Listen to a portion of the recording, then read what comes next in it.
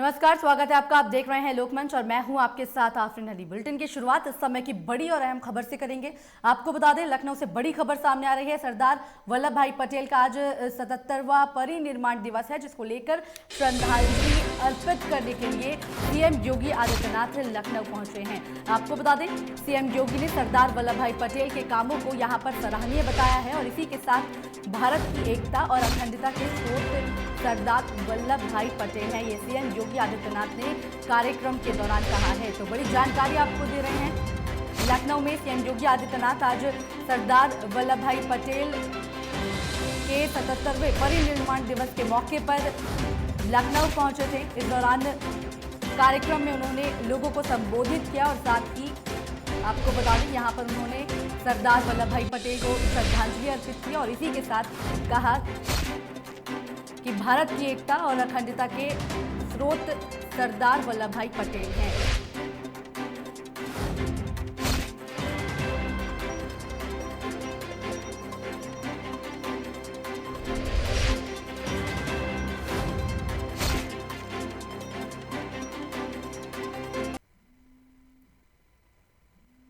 वहीं अयोध्या में पर्यटन के अवसरों को देखते हुए अयोध्या धाम क्षेत्र में इलेक्ट्रिक वाहनों को चलाए जाने की कवायद शुरू की जा रही है। डीजल और पेट्रोल से चलने वाले यात्री वाहनों को बंद कर इलेक्ट्रॉनिक वाहनों को और बैटरी से चलने वाली टैक्सी वालों को चलाने की योजना बनाई जा रही है। अयोध्या के पर्यटन विकास को लेकर नगर निगम विशेष तरीके की तैयारी कर रहा है। अयोध्या के पर्यावरण संरक्षण के साथ इको फ्रेंडली बनाने के लिए नगर निगम पर्यटकों को अयोध्या भ्रमण इलेक्ट्रिक बसों से करवाएगा। आपको बता दें कि नगर निगम ने 3 इलेक्ट्रिक कारों को खरीदा है, जिनके माध्यम से अयोध्या में और लोगों को इलेक्ट्रिक वाहनों के प्रति जागरूक करने का प्रयास किया जा रहा है। साथ ही नगर निगम के जरिए उपलब्ध करवाए गए गाइड के माध्यम से अयोध्या के मठ मंदिरों, धार्मिक स्थलों, राम जन्मभूमि परिसर का दर्शन करवाया जाएगा। वहीं अयोध्या के नगर निगम क्षेत्र में 10 होटलों को सरकार ने अनुमति भी दे दी है, जिसमें 5 सितारा होटल और 3 सितारा होटल शामिल हैं। इसके अलावा अयोध्या में 5 मल्टी लेवल वाहन पार्किंग बनाए जाएंगे। अयोध्या के विकास को लेकर जब से ये भव्य श्री राम मंदिर का शिलान्यास 5 अगस्त को इस देश के गौरव माननीय प्रधानमंत्री श्री नरेंद्र मोदी जी द्वारा किया गया और उनका जो ध्येय था कि अयोध्या प्रभु श्री राम की नगरी को विश्व की सर्वश्रेष्ठ नगरी बनाना है, उसी क्रम में जो जन सुविधा है, जो मूलभूत सुविधाएं हैं, क्योंकि भगवान राम को मानने वाले अनेक देशों में लोग हैं, तो विश्व के भी लोग आएंगे। तो यहाँ आप अगले वर्ष ही माननीय योगी जी का प्रयास है कि एयरपोर्ट भगवान राम के नाम से जो बन रहा है उसको चालू किया जाएगा। इसी बीच बड़ी और अहम खबर लखनऊ से सामने आ रही है। आपको बता दें कि सीएम योगी आदित्यनाथ औचक निरीक्षण करने वाले हैं। आपको बता दें कि किसी भी जिले का यहां पर सीएम योगी आदित्यनाथ खुद औचक निरीक्षण कर सकते हैं। साफ सफाई और कानून व्यवस्था को लेकर ये औचक निरीक्षण सीएम योगी आदित्यनाथ द्वारा किया जाएगा। आपको बता दें कि केंद्र और यूपी सरकार की योजनाओं की जमीनी हकीकत को देखने के लिए सीएम योगी खुद जमीनी स्तर पर पहुंचकर औचक निरीक्षण करने वाले हैं। तो बड़ी और अहम जानकारी आपको दे रहे हैं। लखनऊ से सीएम योगी आदित्यनाथ किसी भी जिले में औचक निरीक्षण कर सकते हैं। साथ ही केंद्र और यूपी सरकार की योजनाओं की जमीनी हकीकत यहां पर जमीनी स्तर पर पहुंचकर सीएम योगी खुद यहां पर जानेंगे, जानकारियां ली जाएंगी और साथ ही आपको बता दें कि औचक निरीक्षण को लेकर सीएम योगी आदित्यनाथ कभी भी और किसी भी जिले में कर सकते हैं। तो बड़ी जानकारी आपको दे रहे हैं, क्योंकि लगातार सरकार की तरफ से योजनाएं बनाई जाती हैं, लेकिन जमीनी स्तर पर किस तरह से वो लागू होती हैं और साथ ही उन पर काम किया जाता है, इसको जानने के लिए अब सीएम योगी खुद औचक निरीक्षण करने वाले हैं।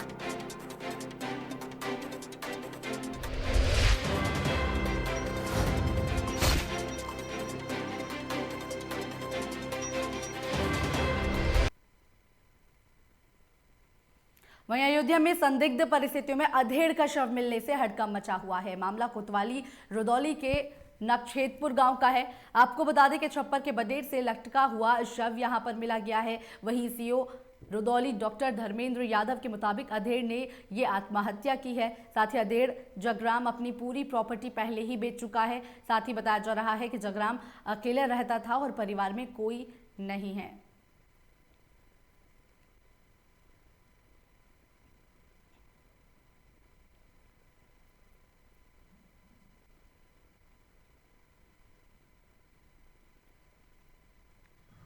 थाना रुदौली के सुजागंज चौकी क्षेत्र अंतर्गत रहीमगंज का मजरा नक्षेदपुर में 112 नंबर पर एक सूचना मिली कि जगराम सन ऑफ जगजीवन, जिनकी उम्र 38 वर्ष है, फांसी के फंदे से लटक गए हैं। और इस सूचना पर पुलिस पहुंची। वहां पे परिजन उसके डेड बॉडी को उतार चुके थे और उसमें तथ्यों को गहराई से पता लगाया गया। पता चला कि जगराम जो हैं वो पहले से ही अपनी संपत्ति जो उनके नाम थी वो सब बेच चुके हैं और शराब वगैरह पीते थे, बाकी मजदूरी का काम करते थे। उसमें प्रथम दृष्टया जो तथ्य आए हैं उसके आधार पर विधि विज्ञान से जो हमारे विशेषज्ञ हैं उनको भी बुलाया गया। फिल्ड की टीम आ गई है और मौके से पंचायतनामा की कार्रवाई करते हुए पोस्टमार्टम के लिए डेड बॉडी को भेजा जा रहा है। इसी बीच बड़ी और अहम खबर सामने आ रही है लखनऊ से। आपको बता दें कि किसान सम्मेलन कर किसानों को अब बीजेपी मनाएगी। सम्मेलन कर बीजेपी कृषि कानून की बारियों को लेकर किसानों के सामने रखेगी और इसी के साथ बीजेपी के यहाँ पर केंद्र सरकार के मंत्री भी इस सम्मेलन में शामिल होंगे। उप मुख्यमंत्री भी इस किसान सम्मेलन में हिस्सा भी लेंगे। आपको बता दें पूरे प्रदेश में 18 दिसंबर तक ये बीजेपी किसान सम्मेलन चलाया जाएगा। तो बड़ी और अहम जानकारी आपको लखनऊ से दे रहे हैं, क्योंकि जिस तरह से 20 दिन हो गए हैं किसान अपनी मांगों को लेकर बॉर्डर पर डटे हुए हैं। पूरे देश में जगह जगह से किसानों के प्रदर्शन की खबरें आ रही हैं। अब ऐसे में बीजेपी अब किसानों को मनाने के लिए किसान सम्मेलन यानी कि पहल यहां पर की जा रही है, क्योंकि जिस तरह से किसानों और सरकार की बातचीत नहीं बन पा रही है, कोई नतीजा निकल कर नहीं आ रहा है। अब ऐसे में किसानों को मनाने के लिए किसान सम्मेलन बीजेपी की तरफ से चलाया जा रहा है, जिसमें बीजेपी के कई बड़े नेता यहां पर शामिल होंगे। किसानों को कानून की यहां पर बारीकियों को समझाया जाएगा।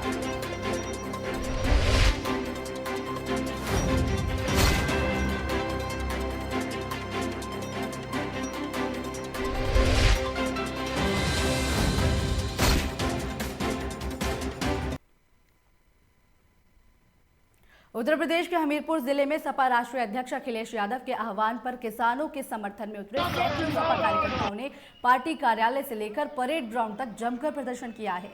आपको बता दें कि किसान पुलिस के बनाए गए सुरक्षा घेरे को तोड़ते हुए आगे निकल गए थे और इसी बीच सपा कार्यकर्ताओं और पुलिस के बीच जमकर नोकझोंक भी हुई है, जिसके बाद पुलिस ने आंदोलन कर रहे सपा कार्यकर्ताओं को परेड ग्राउंड में बंद कर दिया।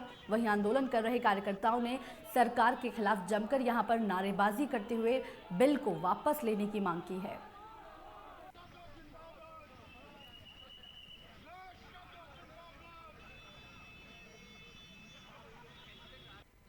किसान को लगातार 18 दिन हो गए दिल्ली बॉर्डर पर पूरे देश का किसान बल्कि अन्य देशों के भी लोग इस बिल का विरोध कर रहे और किसानों का समर्थन कर रहे। समाजवादी पार्टी भी लगातार 7 दिसंबर से आज 8वां दिन है, लगातार किसान के पक्ष में और सरकार के विरोध में, इस काले कानून के विरोध में सड़कों पर है।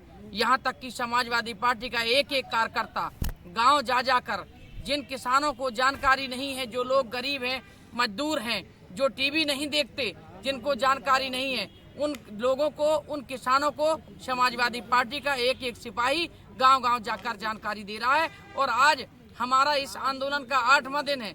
लगातार अगर किसानों की बात नहीं मानी गई, देश की सरकार ने किसानों का काला कानून वाला जो बिल बनाया है उसको वापस नहीं लिया गया, तो लगातार हम किसानों के साथ आंदोलन करते रहेंगे। देखिए, किसान को लगातार 18 दिन हो गए।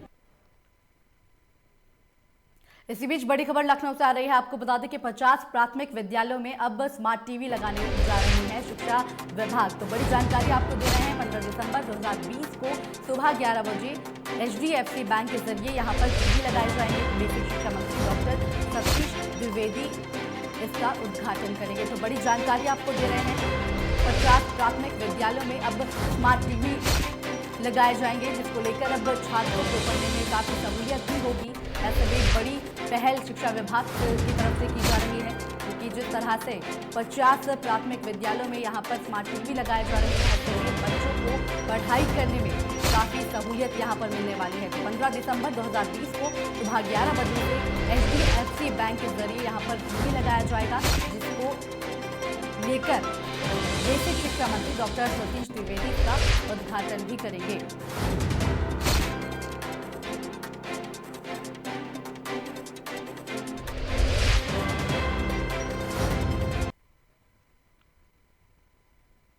वहीं उत्तराखंड के हरिद्वार में सोमवती अमावस के दिन श्रद्धालुओं ने गंगा में आस्था की डुबकी लगाई है। वहीं हरिद्वार जिलाधिकारी सी रविशंकर का कहना है कि सोमवती अमावस्या के स्नान पर केंद्र सरकार के जरिए जारी की गई कोरोना गाइडलाइंस का पूर्णतः पालन यहां पर कराया जाएगा। साथ ही आपको बता दें कि अभी हाल ही में कार्तिक पूर्णिमा के स्नान को जिला प्रशासन ने स्थगित करने का निर्णय लिया था, जिसके बाद साधु संतों और कई धार्मिक और सामाजिक संतों ने प्रशासन के इस निर्णय का विरोध किया था, जिसे इस बार सोमवती अमावस्या स्नान स्थगित नहीं किया गया है और श्रद्धालु गंगा घाट पर आस्था की डुबकी लगा रहे हैं। वहीं पुलिस प्रशासन के जरिए उचित प्रबंध भी यहां पर किए गए थे।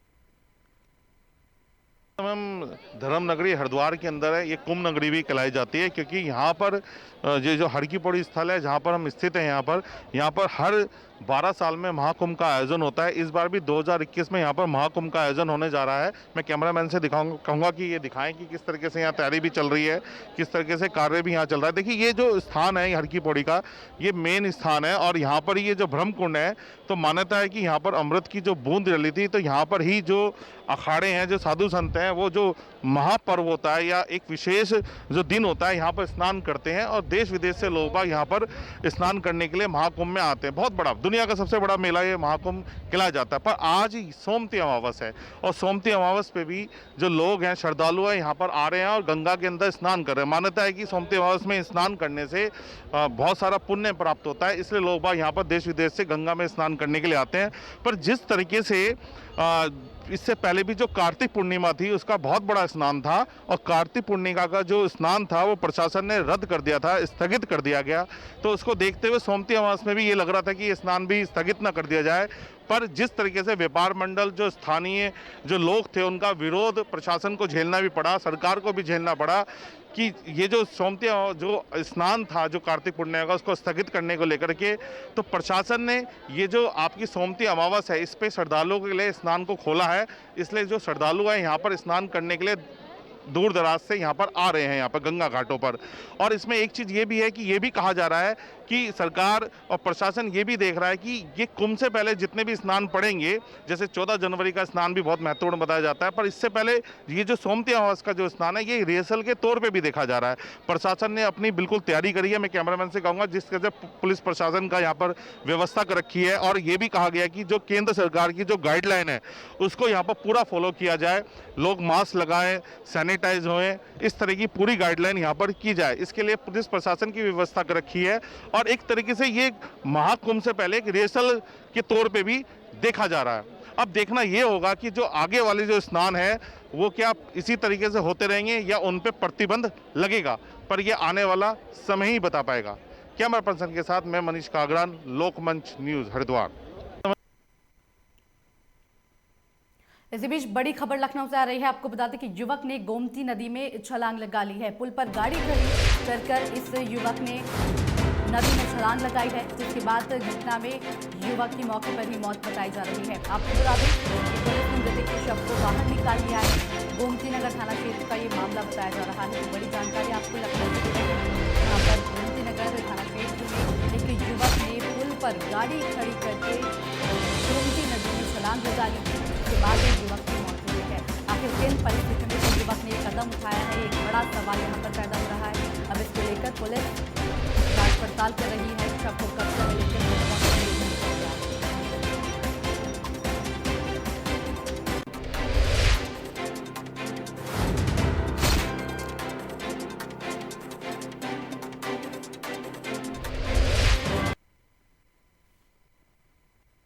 वहीं यूपी के मिर्जापुर में किसानों ने कृषि बिल को लेकर धरना प्रदर्शन किया है। आपको बता दें कि पौनी बैरियर जरगो नहर पर किसानों की एक पंचायत हुई, जिसमें दिल्ली में हो रहे किसान बिल को लेकर विरोध प्रदर्शन कर रहे किसान के समर्थन में मिर्जापुर के किसानों ने विरोध प्रदर्शन किया है। वहीं कहा कि किसान का धान क्रय केंद्रों पर सरकार की तरफ से घोषित समर्थन मूल्य पर नहीं खरीदा जा रहा है, जिससे किसान अपने धान किसी भी दाम पर बेचने को मजबूर हो गए हैं। साथ ही मांग रखी कि प्रशासन धान खरीदने की व्यवस्था सुनिश्चित करे और किसानों का संपूर्ण कर्ज माफ किया जाए। बताया जा रहा है कि मौके पर अधिकारियों को लेकर यहां पर कई चर्चा भी की गई। साथ ही अधिकारी सहित कई किसान यहां पर मौजूद रहे।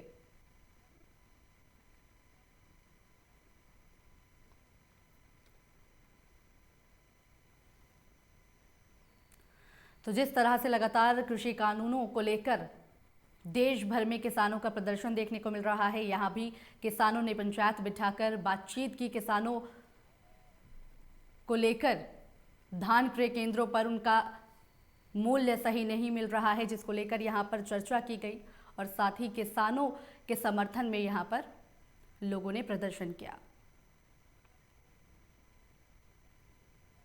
आज यहाँ पे धरना प्रदर्शन करने का मुख्य उद्देश्य ये सरकार किसान विरोधी है। 18 दिन से लगातार संघर्ष की लड़ाई में जो हमारे भारत के किसान समस्त संगठनों के लगे हैं, जो दिल्ली और यूपी की सीमा पर इस ठंड की ठिठुरन में जाड़े के दिनों में अपना अमूल्य समय व्यतीत कर रहे हैं, लेकिन ये किसान विरोधी सरकार उनके ऊपर कतई नज़र नहीं दे रही है।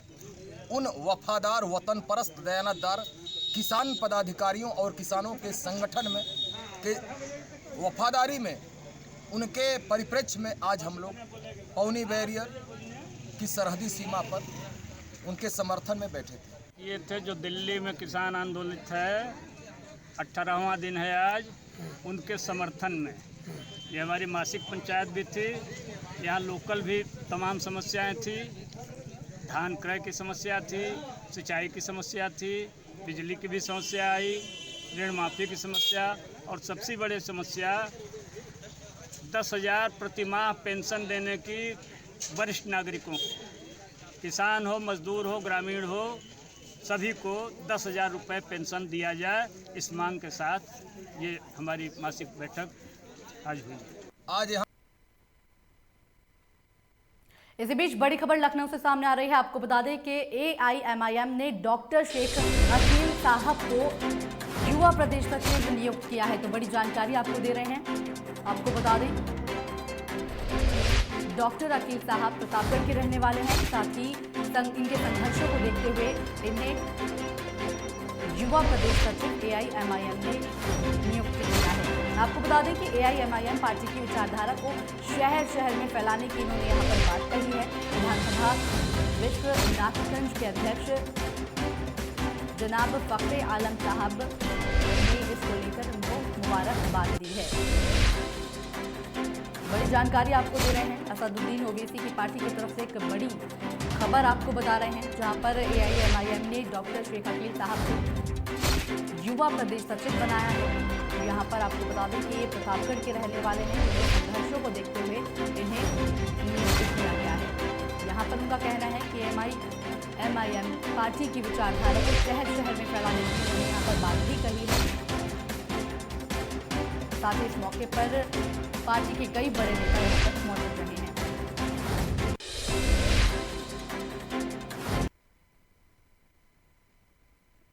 इसी के साथ फिलहाल इस बुलेटिन में इतना ही। बाकी की तमाम खबरों के लिए देखते रहिए लोकमंच।